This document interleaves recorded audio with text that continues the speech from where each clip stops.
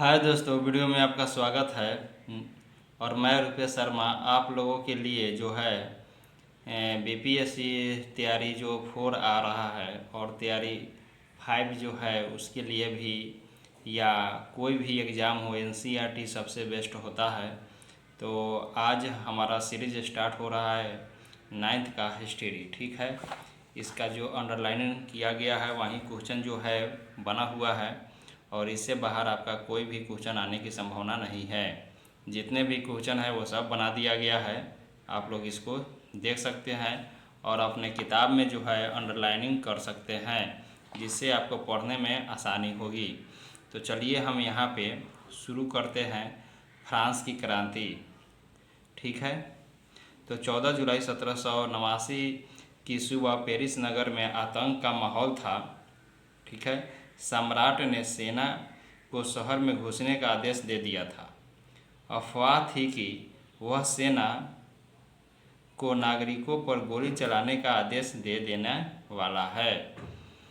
लोगों को लगा था कि जब सेना शहर में घुस रही है तो वह लोगों पर गोली चलाएगी, जिसके कारण टाउन हॉल के सामने 7,000 मर्द तथा औरत एकत्र हुए। उन्होंने एक जन सेना का गठन करने का निर्णय लिया।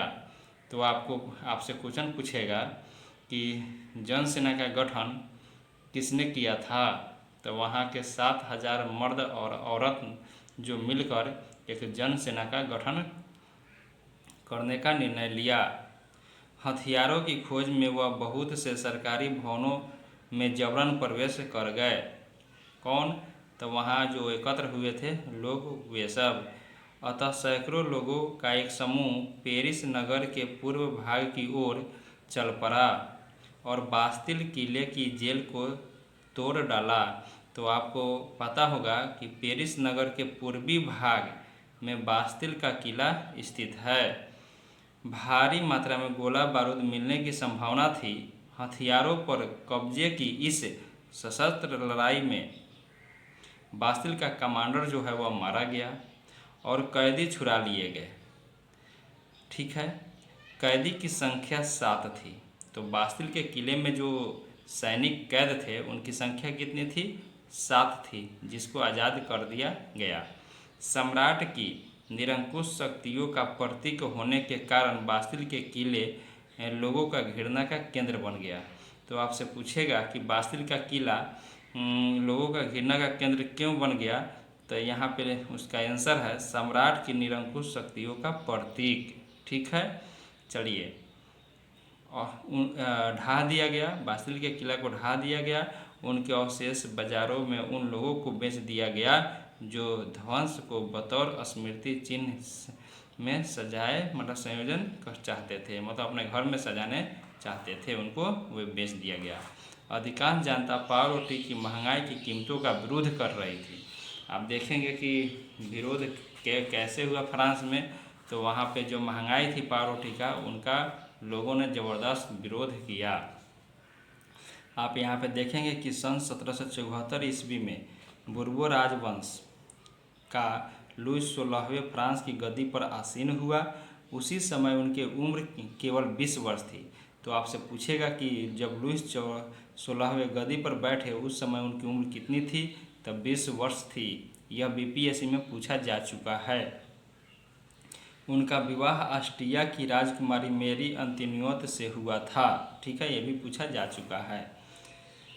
लुईस 16वें के शासनकाल में फ्रांस ने अमेरिका के 13 उपनिवेश को साझा शत्रु ब्रिटेन से आज़ाद करने की जो बात चल रही थी, ठीक है, वह लुईस 16वें ने साथ दिया था, जिसमें उनको भारी कर्ज हुआ।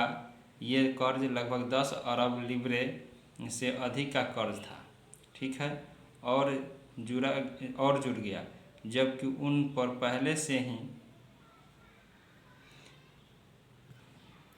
तो यहाँ पे 10 अरब लिब्रे जो था वह कर्ज में जुड़ गया और पहले से ही 2 अरब उन पे कर्ज पहले से था। दोस्तों यहाँ पे देखना होगा कि 2 अरब लिब्रे का बोझ चढ़ा हुआ था। सरकार ने कर्जदाता अब सरकार को जो कर्ज दिया था कर्जदाता, वो अब 10% ब्याज से मांग कर रहे थे। ठीक है, 10% ब्याज से वे मांग कर रहे थे। 18वीं सदी में फ्रांसीसी समाज 3 स्टेट में बटा हुआ था।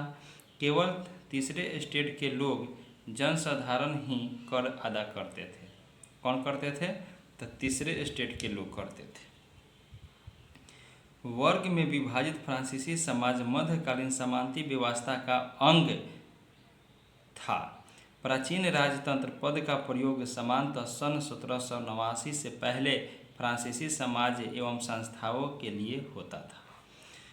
फ्रांसीसी समाज की वर्ग व्यवस्था को दर्शाता है। पूरी आबादी में लगभग 90% किसान थे। ये आपको याद रखना है कि फ्रांस में कितने किसान थे, तो 90% किसान थे।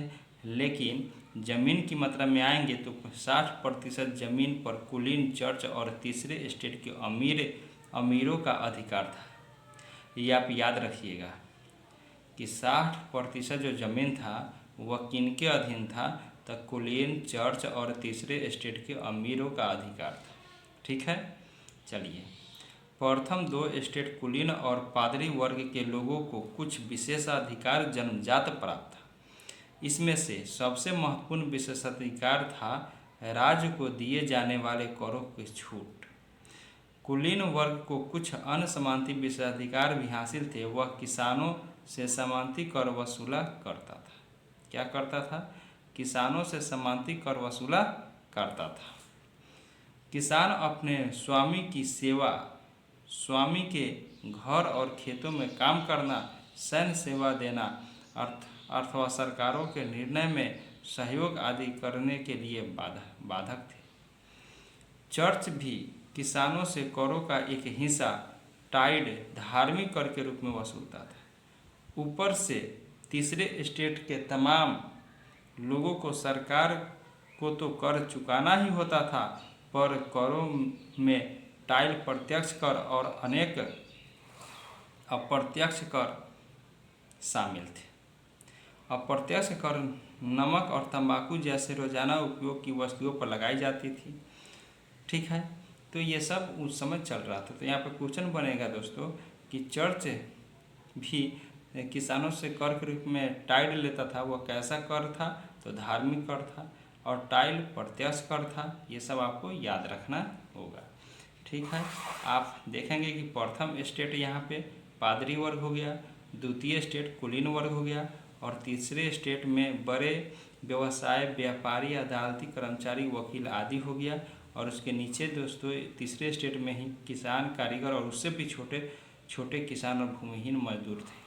ठीक है, चलिए। स्टेट का समाज, तीसरे स्टेट के कुछ लोग अमीर हैं तो कुछ लोग गरीब भी है। ये आपको देखना होगा।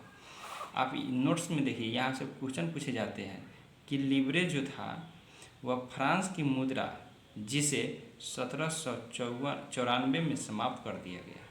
तो लिब्रे को कब समाप्त कर दिया गया? 1794 में। स्टेट क्रांति पूर्व फ्रांसीसी समाज में सत्ता और सामाजिक हैसियत को अभिव्यक्त करने वाली श्रेणी थी स्टेट, जिसमें पादरी, कुलीन और तीसरे स्टेट के आप देखे हैं।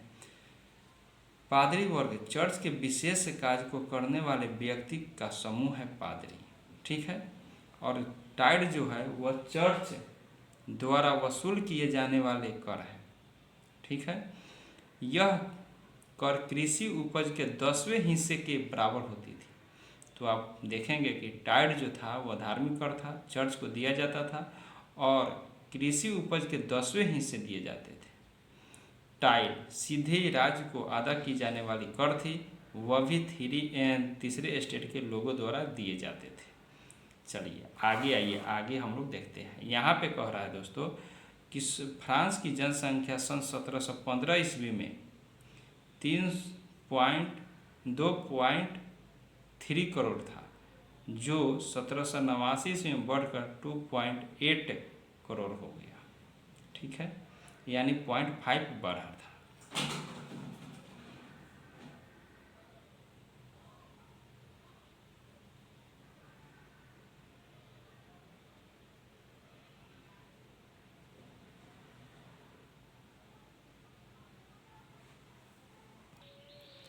आगे कह रहा है दोस्तों कि 18वीं सदी में एक नए सामाजिक समूह का उदय हुआ जिसे मध्य वर्ग कहा गया। ठीक है, 18वीं सदी की बात है।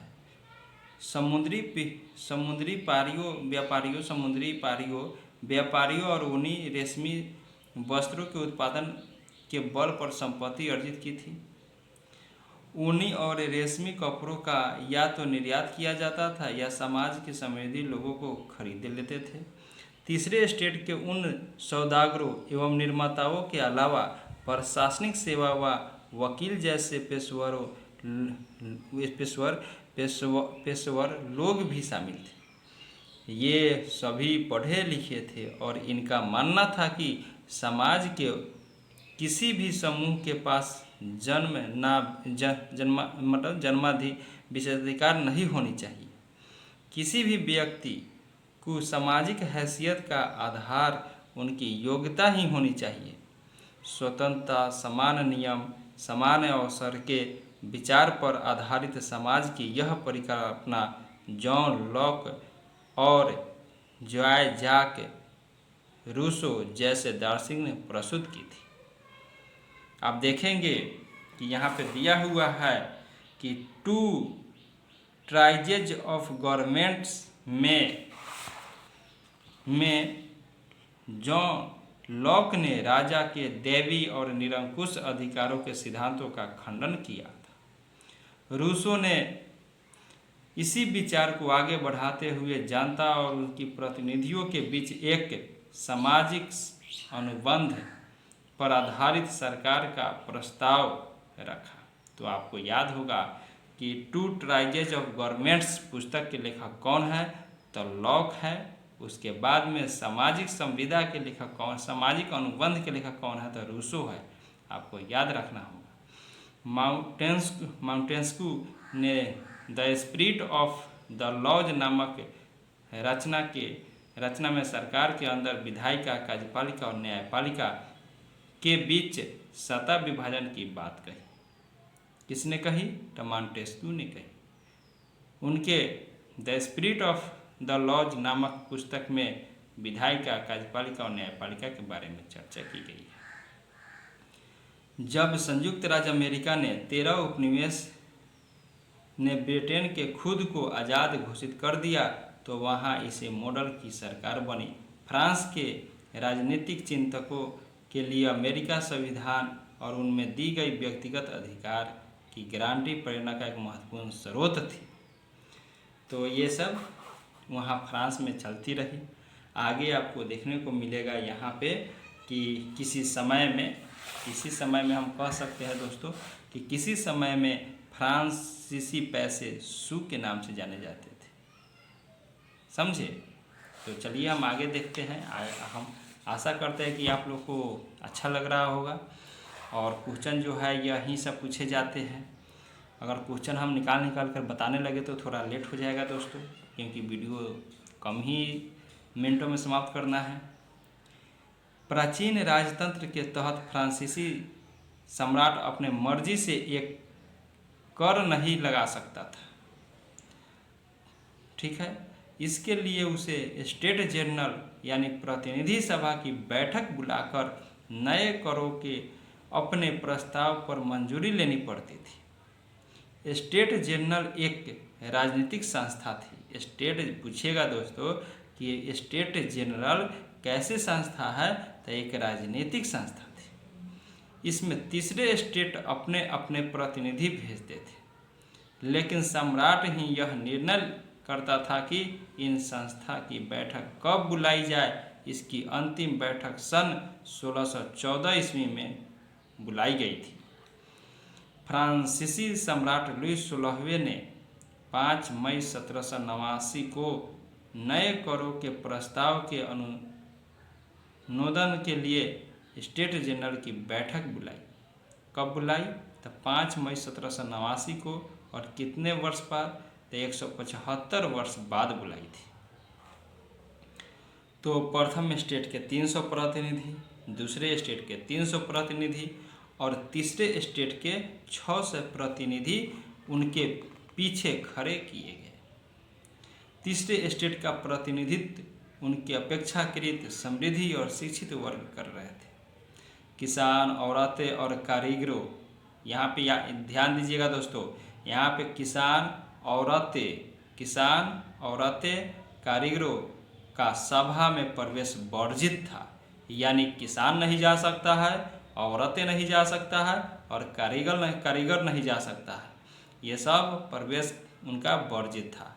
फिर भी लगभग 40,000 पत्रों के माध्यम से उनकी शिकायतें एवं मांगों की सूची बनाई गई, जिसे प्रतिनिधि अपने साथ लेकर आए थे। सॉरी दोस्तों, थोड़ा इधर उधर हो जाता है तो चलिए। रूसो ने अपनी पुस्तक, ठीक है, यहाँ पे आप देख सकते हैं कि 40,000 पत्रिकाओं लेकर गए थे अपने प्रतिनिधित्व उनके। आप देखेंगे कि रूसो ने अपनी पुस्तक द सोशल कॉन्ट्रैक्ट प्रस्तुत किया था। 20 जून को ये प्रतिनिधि वर्साय के इंडोर टेनिस कोर्ट में जमा हुए, ठीक है। उन्होंने अपने आप को नेशनल असेंबली घोषित कर दिया, ठीक है। आप देखेंगे कि स्टेट जनरल नियम के अनुसार प्रत्येक वर्ग का एक मत देने का अधिकार था। इस बार भी लुई 16वें इसी प्रथा का पालन करने के लिए दृढ़ प्रतिज्ञ था, परंतु तीसरे स्टेट के प्रतिनिधियों ने मांग रखी कि अब की बार पूरी सभा द्वारा मतदान कराया जाना चाहिए, जिसमें प्रत्येक सदस्य को एक मत देने का अधिकार होगा। यह एक लोकतांत्रिक सिद्धांत था, जिसे मिसाल के तौर पर रूसो ने अपनी पुस्तक द सोशल कॉन्ट्रैक्ट में प्रस्तुत किया था। जब सम्राट ने इस प्रस्ताव को अस्वीकार कर दिया तो तीसरे स्टेट के प्रतिनिधि विरोधी जताते हुए सभा से बाहर चले गए। तीसरे स्टेट के प्रतिनिधि खुद को संपूर्ण फ्रांसीसी सम्राट का प्रवर्तक मानते थे। 20 जून को वे प्रतिनिधि वर्साय के इंडोर टेनिस कोर्ट में जमा हुए और अपने आप को नेशनल असेंबली घोषित कर दिया और शपथ ली कि जब तक सम्राट की शक्तियों को कम करने वाला संविधान तैयार नहीं किया जाता तब तक असेंबली भंग नहीं होगी। उनकी जो नेतृत्व करते थे मिराबे और अवेसिया ने किया था। मिराबे का जन्म कुलीन परिवार में हुआ था। मिराबे कुलीन परिवार में, लेकिन वह समानता विशेषाधिकार वाले समाज को खत्म करने की जरूरत से सहमति थी। उनकी एक पत्रिका निकाली उसने एक पत्रिका निकाली और वर्साय में जुटे भीड़ के सभा जोरदार भाषण दिया। अवेसिया मूलतः पादरी था, ठीक है। मिराबे कुलीन और अवेसिया पादरी था और उसने तीसरे स्टेट क्या है शीर्षक से एक प्रचार पुस्तक पैम्फलेट लिखी थी, ठीक है। आप आगे आइएगा तो आगे यहाँ पे देखिए दोस्तों, बहुत ही अब क्या हो रहा है यहाँ पे कि 4 अगस्त 1789 की रात को अब असेंबली में करों, कर्तव्य और बंधनों वाली समानता व्यवस्था के उन्मूलन का आदेश पारित किया। पादरी वर्ग के लोगों को भी अपने विशेषाधिकार को छोड़ देने के लिए विवश किया गया। किसके द्वारा? तो नेशनल असेंबली के द्वारा। धार्मिक कर समाप्त कर दिए गए। चर्च को स्वामित्व वाली भूमि जब्त कर ली गई। जब इसका कम से कम 20 अरब लीवरे की संपत्ति नेशनल असेंबली के हाथ में आ गई, ठीक है। चलिए अब कह रहा है कि नेशनल असेंबली ने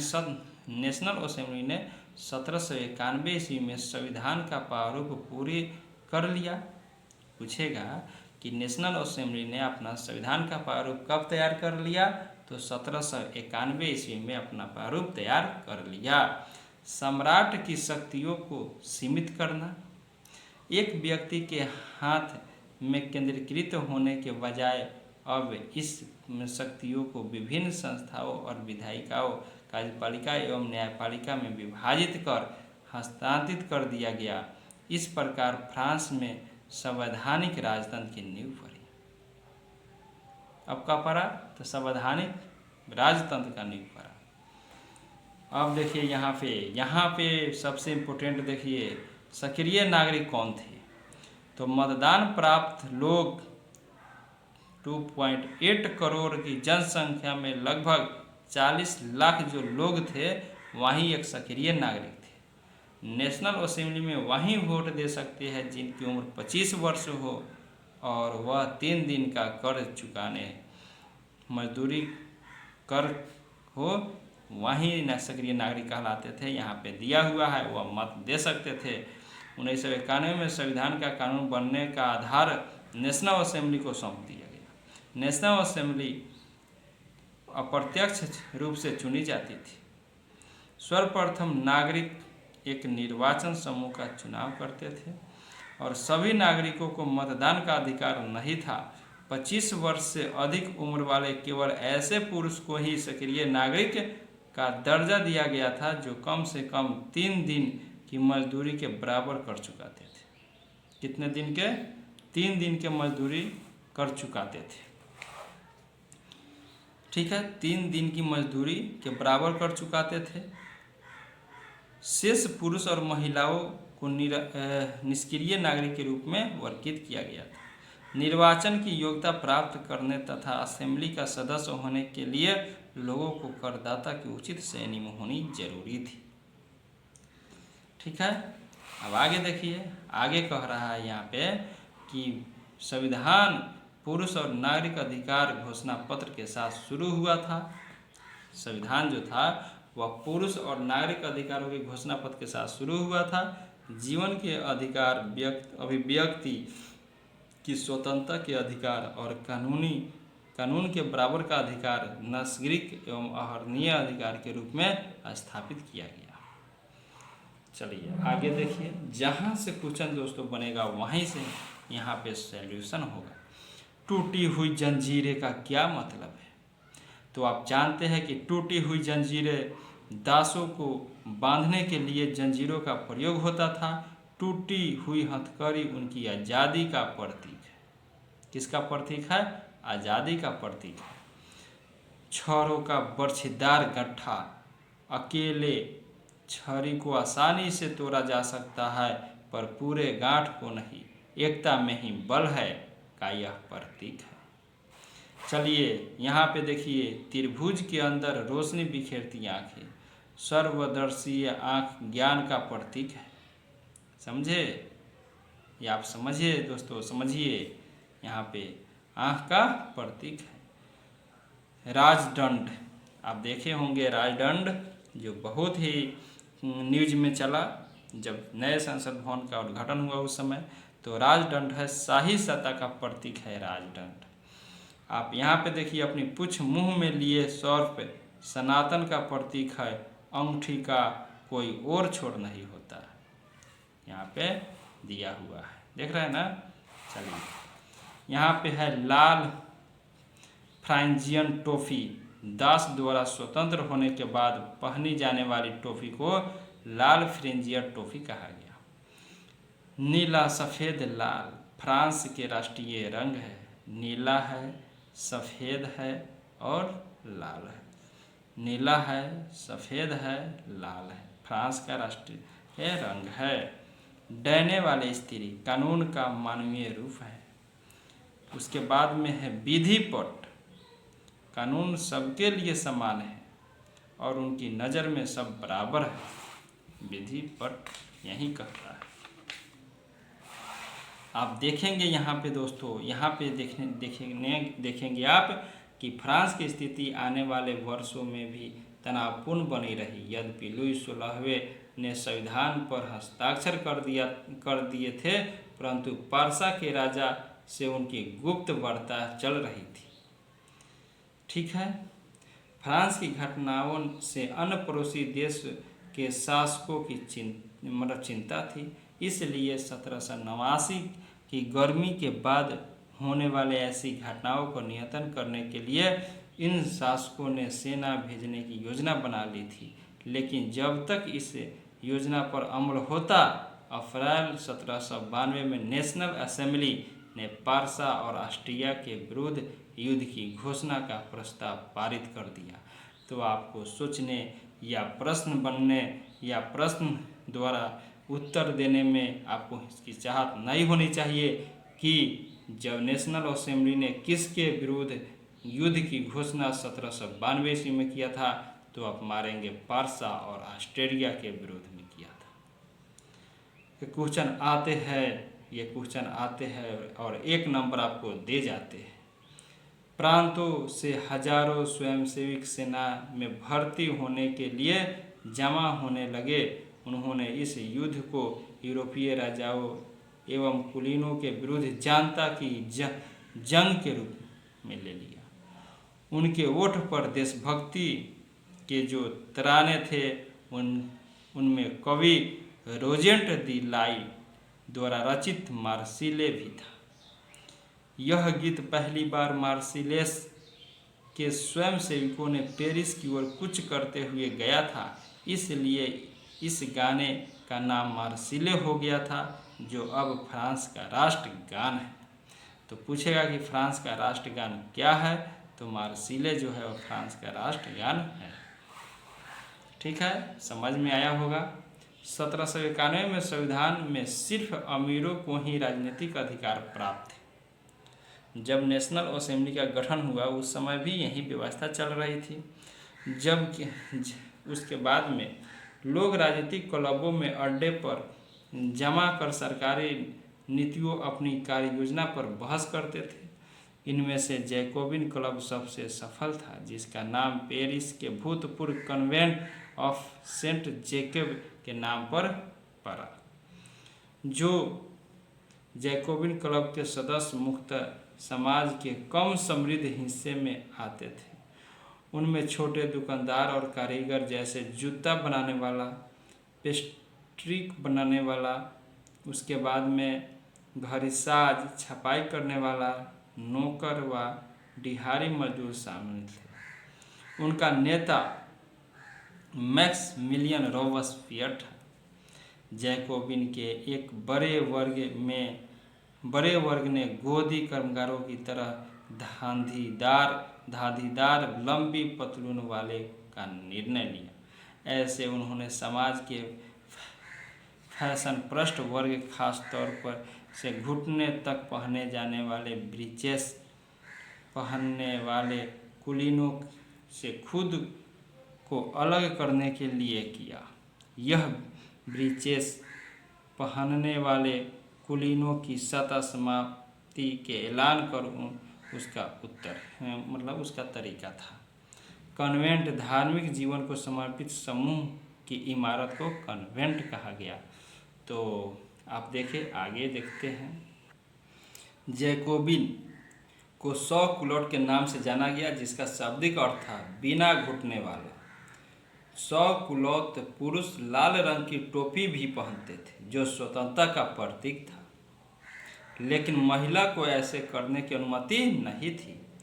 1792 की गर्मियों में जैकोबिन ने खाद्य पदार्थों की महंगाई एवं प्रभाव से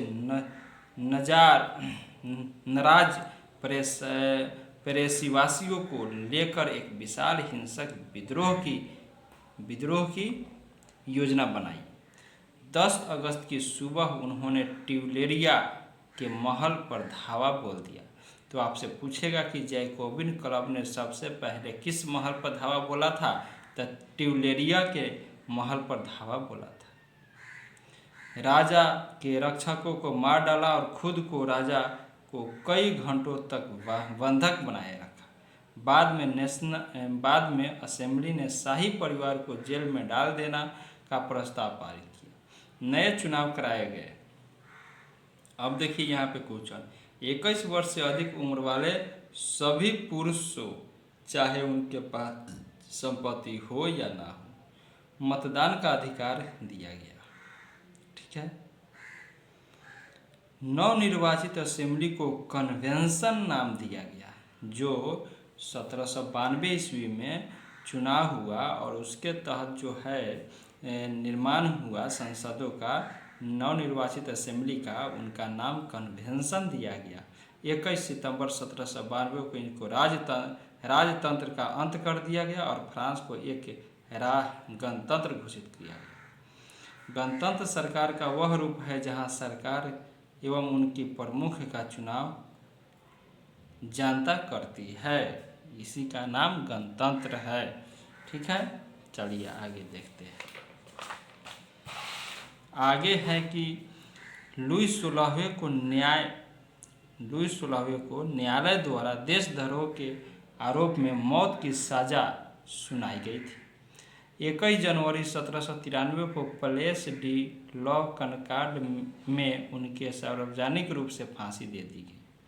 तो आप यहाँ पे क्वेश्चन बनेगा कि लुई 16वें को कब फांसी दी गई, तो आप देखेंगे कि 21 जनवरी 1793 को उनको फांसी दे दी गई, प्लेस डी लॉ कनकॉर्ड में सार्वजनिक रूप से फांसी दे दी गई। और ठीक है, उनकी पत्नी को भी यहीं बाद में किया गया। सन 1793 से 94 तक के काल को आतंक के युग कहा जाता है, क्योंकि रॉबर्टसफियर का उस समय वहाँ पे शासन था।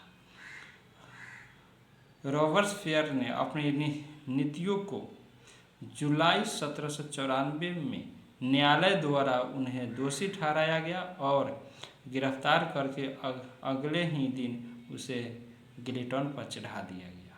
किसको? तो रॉबर्टसफियर को। जैकोबिन सरकार के पतन के बाद मध्य वर्ग के सामंती तबके के पास सत्ता आ गई। नए संविधान के तहत संपत्तिहीन तबके को मताधिकार से वंचित कर दिया गया। ठीक है, नेपोलियन अब आया। अब इसके बाद में दोस्तों नेपोलियन आया, जैकोबिन क्लब के बाद में नेपोलियन आया। ठीक है, आप यहाँ पे देखेंगे कि केवल कुलीनों की लड़कियों अथवा तीसरे स्टेट के धनी परिवार की लड़कियों ही कन्वेंट में पढ़ पाती थी। ठीक है, फ्रांस के विभिन्न नगरों में महिलाओं के लगभग 60 क्लब अस्तित्व में आए। ठीक है, the society of revolution and Republican women सबसे मशहूर क्लब था। ठीक है, उनकी एक प्रमुख मांग यह भी थी कि महिलाओं को पुरुषों के समान राजनीतिक अधिकार प्राप्त होने चाहिए। 1791 के संविधान में उन्हें निष्क्रिय नागरिकों का दर्जा दिया गया तथा महिलाओं ने मताधिकार असेंबली में एक नए चुने जाने तथा राजनीतिक पदों की मांग रखी। ठीक है, तो आपको यहाँ तक समझ में आया होगा कि 60 को महिला जो सभा थी उसमें से एक जो the society of revolution and सभा थी, ये प्रचलित थी। सन 1946 में फ्रांस की महिलाओं ने मताधिकार हासिल कर लिया।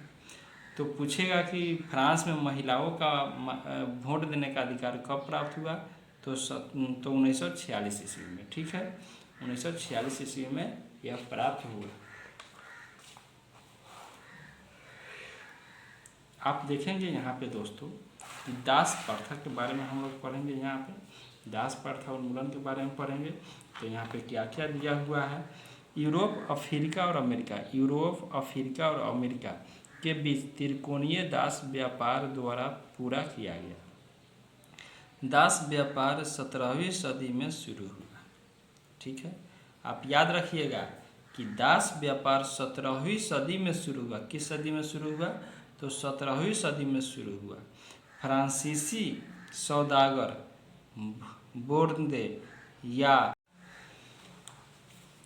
बोंद्रे या नांतेन बंदरगाह से अफ्रीका तट पर जहाज ले जाते थे, जहां वे स्थानीय सौदागरों से दास खरीदते थे। दासों को दाग कर या हथकड़ी डालकर अटलांटिक महासागर के पार कैरेबियन देशों तक 3 माह की लंबी समुद्री यात्रा के जहाज में ठूस कर भरा दिया जाता था और वहां पहुंचा दिया जाता था। वहां उन्हें बगान मालिकों को बेच दिया जाता था दास शर्म के बल पर यूरोपीय बाजारों में चीनी, कॉफ़ी एवं नील की बढ़ती मांग को पूरा करना संभव हुआ और और बोंद्रे और नांतेन जैसे बंदरगाह फलता फूलता दास व्यापार के कारण ही समृद्ध बन गया। आगे देखिए, आगे कह रहा है कि जब 1794 में कन्वेंशन ने फ्रांसीसी उपनिवेशों में सभ्य दासों को मुक्त कर कानून पारित कर दिया, यहाँ कानून एक छोटी सी अवधि तक ही लागू थी। 10 वर्ष बाद नेपोलियन ने दास प्रथा पुनः शुरू कर दी। बगान मालिक को अपने स्वार्थी हित साधने के लिए अफ्रीकी निग्रो लोगों को गुलाम बनाने की स्वतंत्रता मिल गई। फ्रांसीसी उपनिवेश से अंतिम रूप से दास प्रथा का अंत 1848 ईस्वी में हो गई थी।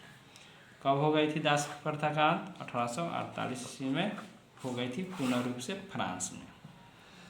ठीक है, यहाँ पे दिया हुआ है कि 1789 की गर्मी में जो सबसे महत्वपूर्ण कानून अस्तित्व में आई वह थी सेंसरशिप की समाप्ति। किसकी समाप्ति? सेंसरशिप की समाप्ति थी। ठीक है, आगे देखें। प्रेस की स्वतंत्रता का मतलब यह होता था कि किसी घटना पर परस्पर विरोधी विचार भी व्यक्त की जा सकते हैं। यहाँ से क्वेश्चन दोस्तों महत्वपूर्ण हो गया, क्योंकि 1804 में नेपोलियन बोनापार्ट ने खुद को फ्रांस का एक सम्राट घोषित कर दिया। तो पूछेगा कि नेपोलियन बोनापार्ट ने फ्रांस का सम्राट कब घोषित कर दिया? तो 1804 ईस्वी में कर दिया। यूरोपीय देशों की विजय यात्रा शुरू हुई। पुराने राजवंशों हटाकर उनके नए समाज बनाए गए और उनके भागडोरी अपने खानदान के लोगों के हाथ में दे दिया। नेपोलियन खुद को यूरोप और आधुनिकीकरण का अग्रदूत माना जाता है। उनके निजी संपत्ति की सुरक्षा से कानून बनाया और दशमलव पेटी पर आधारित नाप तौल का एक प्रणाली प्रचलित किया। 1815 के वाटरलू में वे हार गए। कौन हार गए? तो नेपोलियन जो थे वे हार गए। तो दोस्तों आगे कुछ ये बस इतना ही है कि जो फ्रांसीसी क्रांति उस समय हुआ, भारत में टीपू सुल्तान और राजा राम मोहन राय क्रांतिकारी फ्रांस में उपजे विचारों से प्रेरणा लेने वाले दो ठोस उदाहरण थे। ठीक है, कौन लिया? टीपू सुल्तान और राजा राम मोहन राय ने लिया। तो नेक्स्ट वीडियो में हम आपसे मिलते हैं यूरोप में साम्राज्यवाद एवं रूसी क्रांति। तो चलिए हम नेक्स्ट वीडियो में आपसे मिलते हैं और लेकर चैप्टर आते हैं। ठीक है, थैंक यू दोस्तों। शेयर सब्सक्राइब जरूर कीजिए, और अगर BPSC 4 निकालना है तो मेरे चैनल को सब्सक्राइब कीजिए दोस्तों। 5 निकालना है, 4, 5 निकालना है तो मेरे चैनल को सब्सक्राइब कीजिए। NCERT पूरा दे देंगे दोस्तों। Thank you.